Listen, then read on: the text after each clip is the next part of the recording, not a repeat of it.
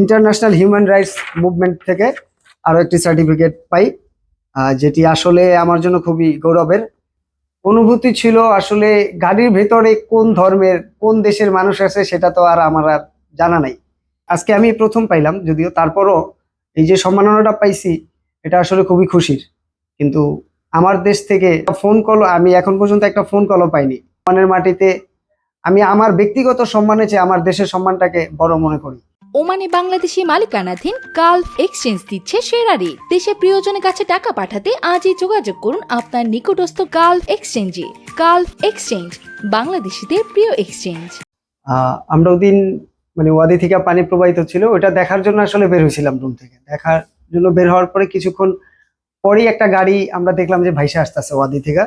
আসার পরে সবাই ভিডিও নিয়ে ব্যস্ত, তো আস্তে আস্তে গাড়িটা একটা সময় আইসা ওইখানে একটা ছোটখাটো ব্রিজ আছে, ওইটার ভেতরে আইসা বাধাগ্রস্ত হয়েছে।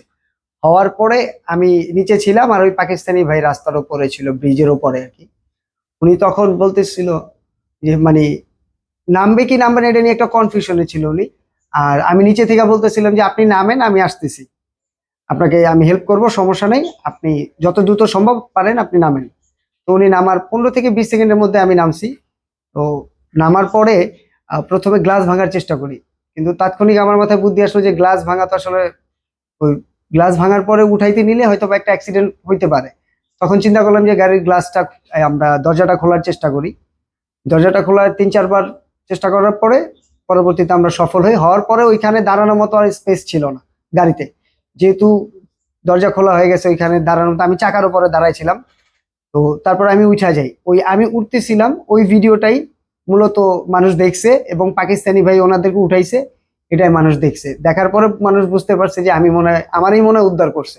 তো আমিও যে এর আগে ছিলাম এই ভিডিওটা সম্পূর্ণ প্রচার হয়নি। আমি একজন বাংলাদেশি হিসাবে ওমানের মাটিতে আমি আমার ব্যক্তিগত সম্মানের চেয়ে আমার দেশের সম্মানটাকে বড় মনে করি, এবং এটা আমার মানবিক এবং সামাজিক দায়িত্ববোধ থেকে আমি এই কাজটা করছি।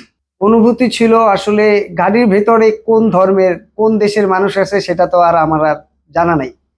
আমার মাথায় এতটুকুই কাজ করতেছিল যে আসলে গাড়ির ভেতরে অবশ্যই মানুষ আছে, গাড়িটা তো আর এমনি এমনি ওই রাস্তা থেকে ভাইসা আসে নাই, মানুষ আছে। এবং আমরা যখন দরজাটা খুলি, যখন দুইটা মানুষকে দেখতে পাই, মানে তখন উদ্ধার করার পরে যখন আমরা সফল হই, তখন আসলে খুব গর্ববোধ হচ্ছিল যে আমি একজন বাংলাদেশি হিসাবে ওমানের মাটিতে যখন শুনতে পারলাম তারা ইন্ডিয়ার কেরালার মানুষ, তখন আরো প্রাউড ফিল হইতেছিল যে এই যে আমরা এই যে উদ্ধার কার্যক্রমে সফল হয়েছি। সফল হওয়ার পরে পাকিস্তানি ভাইয়ের পাশাপাশি পাকিস্তানি দূতাবাস থেকে এবং পাকিস্তানের বিভিন্ন সংস্থা থেকে তাকে এবং আমাকে আজকে আমি প্রথম পাইলাম, যদিও তারপরও এই যে সম্মাননাটা পাইছি এটা আসলে খুবই খুশির।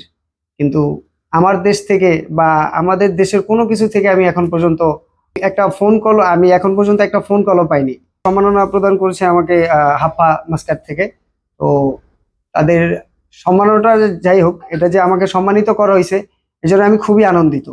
ইন্টারন্যাশনাল হিউম্যান রাইটস মুভমেন্ট থেকে আরো একটি সার্টিফিকেট পাই, যেটি আসলে আমার জন্য খুবই গৌরবের। আমি না, আমি এবং আমার দেশের জন্য খুবই গৌরবের।